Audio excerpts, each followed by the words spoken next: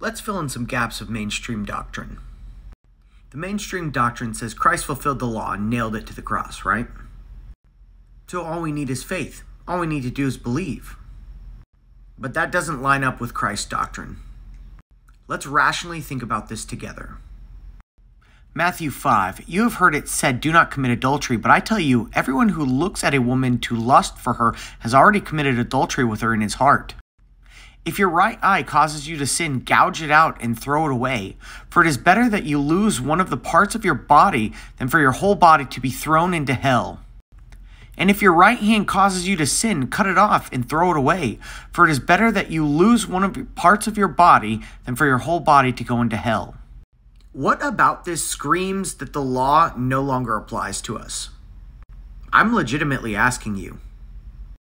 Because it seems to me he's strengthening the laws, not loosening them. The Torah says don't commit adultery. Jesus says if you even think about it, you've already committed adultery. That's not fulfilling the law as it's stated in mainstream Christian doctrine. Jesus isn't literally asking you to pluck your eye out or cut your hand off.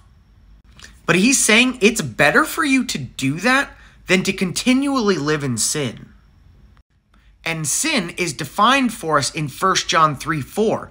It's transgression of the law, of God's laws. If you break the commandments in the Torah, it is sin. And Jesus is saying it's literally better for you to cut off a hand that's helping you sin than to continue to live in it. A new covenant doesn't mean there's a new set of laws. A covenant is an agreement. Laws are laws. The only thing Jesus ever did was teach that you need to follow the commandments of God that you are able to follow. And the church says, oh, we can eat bacon now, that's fine. Jesus cleansed all foods. Not taking into consideration that one, if he did that, he would break the Messiah test. And two, Jesus only ever considered food what God says is food in the Torah, in Leviticus 11 and Deuteronomy 14. The church doesn't do Sabbath when and how God told them to.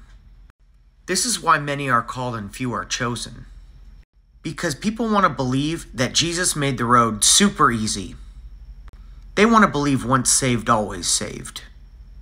They want to believe that Christ will keep paying for their sins every time they make one. Oh, Christ has me covered. He's paying for my debt every time I sin. That's not what Scripture says either. Hebrews 10:26, if we sin willfully after receiving the knowledge of the truth, there no longer remains a sacrifice for sins. It's time to get right with the Father and stop sinning.